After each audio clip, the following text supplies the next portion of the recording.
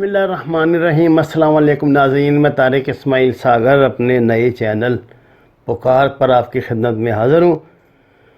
ناظرین کرام، باتیں تو آپ نے ایسی بہت سنی ہوں گی، لیکن میں آپ کو کچھ فیکٹس اینڈ فگر آپ کی خدمت میں حاضر کر دوں تاکہ آپ کو اس بات کی سمجھ لگ جائے کہ اصل میں ہمارا ملک کو کون کھا رہا ہے۔ یہ جمہوری تماشا جو یہاں پہ لگا ہوا ہے اور جمہوریت کے نام پہ جو گندگی یہاں پھیلائی جا رہی ہے، آپ کو تھوڑا سا اس کا احوال نظر آ جائے گا۔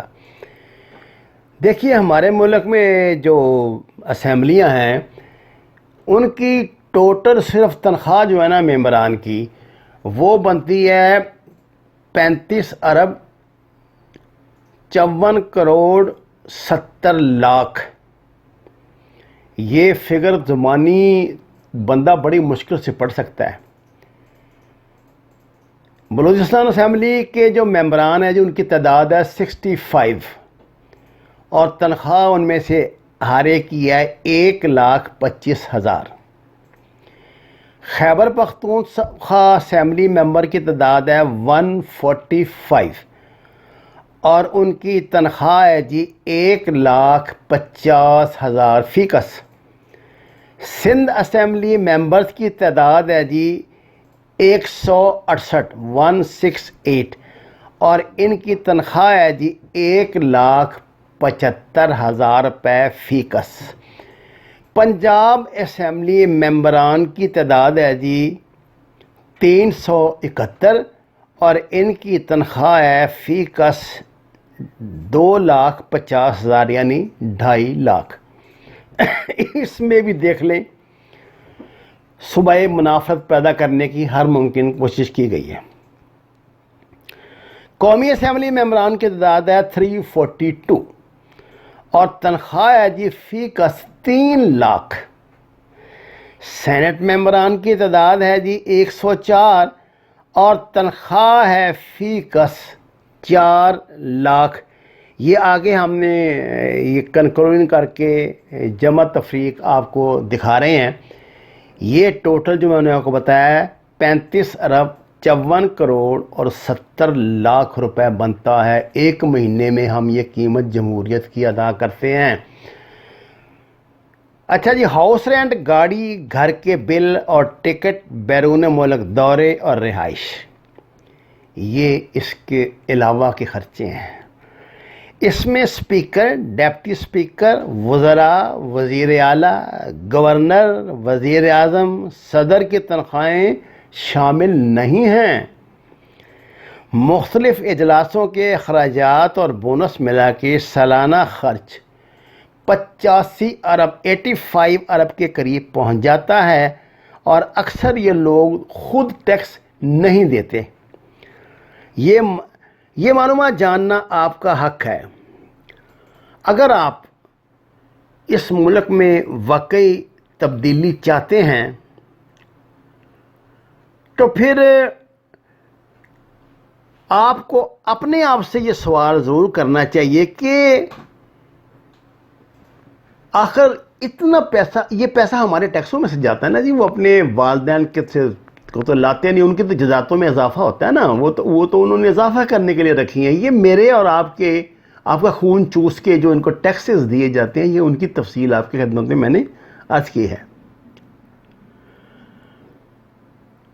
ناظرین کرام، یہ جو 2020 کا اصلاحات ایکٹ ہے، اس میں یہ بات شامل ہونی چاہیے، یہ تجاویز کے طور پہ کچھ عرض کر رہا ہوں کہ پارلیمنٹ کے ارکان کو پینشن نہیں ملنا چاہیے۔ ان کو پینشن بھی ملتی ہے، آپ کو پتہ ہے، کیونکہ یہ نوکری نہیں ہے بلکہ یہ لوگوں کی خدمت کے جذبے کے تحت ایک انتخاب ہے اور اس کے لیے ریٹائرمنٹ نہیں ہوتی۔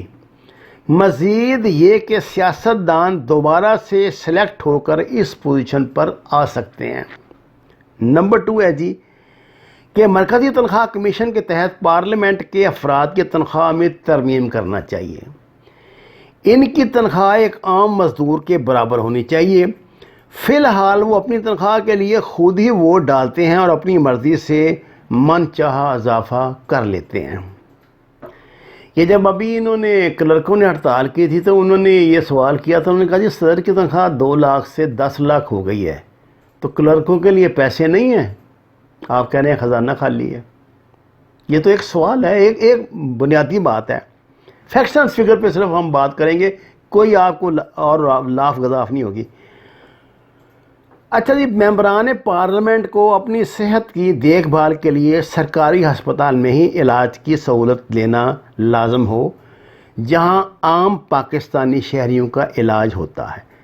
تمام رعایتیں جیسے مفت سفر، راشن، بجلی، پانی، فون بل یہ ختم کیا جائے، یا یہی تمام رعایتیں پاکستان کے ہر شہری کو بھی دی جائیں۔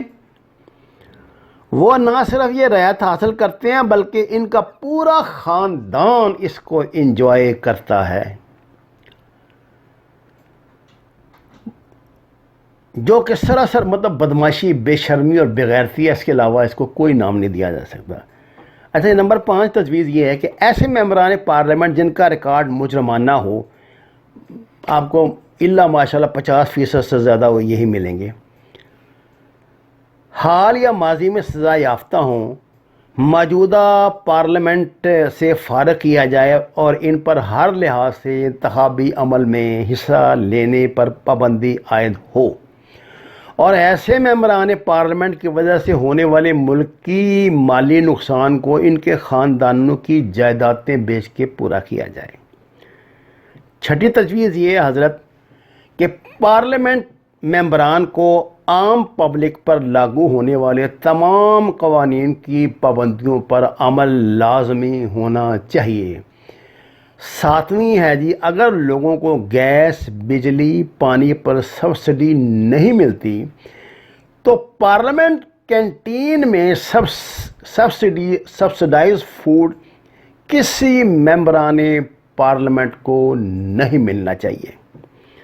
نمبر 8، ریٹائرمنٹ کی عمر 60 سال سیاستدانوں کے لیے بھی ہونا چاہیے اور میڈیکل ٹیسٹ پاس کرنا لازمی ہونا چاہیے۔ اگر میڈیکلی انفٹ ہو تو بھی انتخاب میں حصہ لینے کا اہل نہیں ہے۔ پارلیمان میں خدمت کرنا ایک اعزاز ہے، لوٹ مار کے منافع بخش کیریئر نہیں ہے۔ 9ویں تجویز یہ ہے کہ ان کی تعلیم کم از کم ماسٹر ہونی چاہیے اور دینی تعلیم بھی لازمی ہونا چاہیے اور پروفیشنل ڈگری اور مہارت بھی حاصل ہو اور NTS ٹیسٹ پاس کرنا لازم ہو۔ نمبر 10، ان کے بچے بھی لازمی سرکاری اسکولوں میں تعلیم حاصل کریں۔ نمبر 11 ہے کہ سیکورٹی کے لیے کوئی گارڈ رکھنے کی اجازت نہ ہو، اپنے خرچے سے کریں جو کچھ کرنا ہے۔ یہ ہیں کچھ اس حوالے سے تجاویز۔ ظاہر ہے اس پہ کسی نے غور بھی نہیں کرنا، کسی نے ڈھنگ سے، کسی کے کان پہ جوں بھی نہیں رینگے گی۔ یہ بات طے شدہ ہے کہ اپوزیشن ہو یا حکومت، جب ان کے اپنے مفادات کی بات آتی ہے، اپنے تنخواہوں میں اضافہ کرنے ہوتے ہیں تو اس طرح شیر و شکر ہو جاتے ہیں کہ خدا کی پناہ، اور بصورت دیگر پورا ان کا سیشن دیکھ لیں سال کا۔ مجھے بتائیں پاکستان میں 2.5-3 سال میں مہنگائی کا تناسب کیا ہو گیا ہے؟ بے روزگاری کہاں چلی گئی ہے؟ خودکشیوں کے ریٹ میں کتنا اضافہ ہوا ہے؟ جو ہمیں مفت ادویات ملتی تھیں ان پہ کس طرح ڈاکہ ڈالا گیا ہے؟ ادویات کی قیمتوں میں کوئی 200% سے زیادہ اضافہ ہو چکا ہے۔ ان 5 ایشوز پہ کبھی آپ نے اسمبلی میں بحث سنی ہے؟ صوبائی اسمبلی میں، کسی قومی اسمبلی میں، پارلیمنٹ میں کہیں آپ نے بحث سنی ہے؟ ہرگز نہیں سنی ہوگی۔ اچھا، میں نے ابھی ان میں اخراجات میں آزاد کشمیر کی جو اسمبلی ہے اور ابھی جو یہ دوسری ادھر ہماری گلگت سکردو کی بھی اب اسمبلی بن گئی ہے، ان کے اخراجات شامل نہیں کیے، وہ بھی اس سے کم نہیں ہیں۔ اور آپ دیکھیں کتنے ظلم کی یہ بات ہے کہ ان لوگوں نے جب یہ تنخواہوں کا جو شیڈول بنایا ہے، اس میں بلوچستان کے تو اصولی طور پہ تو ایک پیسہ بھی تنخواہ نہیں ہونی چاہیے۔ چلیے، اگر بلوچستان کے ممبر کو آپ 1,25,000 روپے دیتے ہیں تو آپ پنجاب اسمبلی کے ممبر کو کس حساب میں 2.5 لاکھ روپیہ دے رہے ہیں؟ اس کو پہلے ہی مطلب یہ اس کے ذہن میں بات پیدا کرنا چاہتے ہیں، یہ پھر وہ صوبائی تعصب میں کھڑا کرنا چاہتے ہیں، پیدا کرنا چاہتے ہیں۔ حالانکہ ان کو تو آپ کو 10 گنا زیادہ دینی چاہیے. وہ تو ان ڈیولپ ایریا میں سے آتے ہیں. وہ تو سوائے اپنے گھر کے بلوچستان میں جو سردار ہوتے ہیں, یہ جو الیکشن لڑنے والے ہیں, سوائے اپنے گھر کے ایک مکان میں اینٹ نہیں لگنے دیتے. ان کو جانوروں کی زندگی گزارنے پہ مجبور کرتے ہیں. ان کو تو پیسے زیادہ ملنے چاہیے. پنجاب میں تو جہاں پہ جو ایریا ہوتا ہے سب ڈیولپ ہے. پنجاب خاص طور سے جو شہر ہیں پنجاب کے سارے ڈیولپ ہیں. وہاں انہوں نے کیا لگانا کرنا ہے, صرف اپنے اللہ تعالیٰ کے لیے موج میلہ لگایا ہوا ہے. ناظرین کرام, میں نے آپ کے آگے ایک تجویز رکھی ہے, بہت سیریس بات ہے. دیکھیے, جب تک ملک میں ہم اپنے اخراجات حکومت کام نہیں کرے گی, بات نہیں بنے گی. اور میں نے دیکھا ہے کہ موجودہ حکومت کے آنے کے بعد اخراجات میں بے پناہ اضافہ ہوا ہے, ٹکے کی کمی نہیں ہوئی. وما علینا الا البلاغ المبین. ناظرین کرام, درخواست ہے کہ ہمارے چینل کو سبسکرائب کریں. آپ سے خصوصی درخواست ہے, اس پر خود بھی توجہ دیں, اس کو شیئر کریں, احباب کو بھی اس طرف لائیں. ہم سچی بات کرتے ہیں, ہم کسی پارٹی کے نہ مخالف ہیں نہ اس کے حمایتی ہیں. ہم کسی سسٹم کے نہ مخالف ہیں نہ اس کے حمایتی ہیں. آپ کی خدمت میں عرض ہے کہ قرآن سے ہدایت حاصل کریں, نماز ترجمے کے ساتھ جاننے کی کوشش کریں. ہمارے چینل کو سبسکرائب کریں, لائکس دیں اور سچ کے سفر میں ہمارے ساتھی بنیں. آپ کا بہت شکریہ.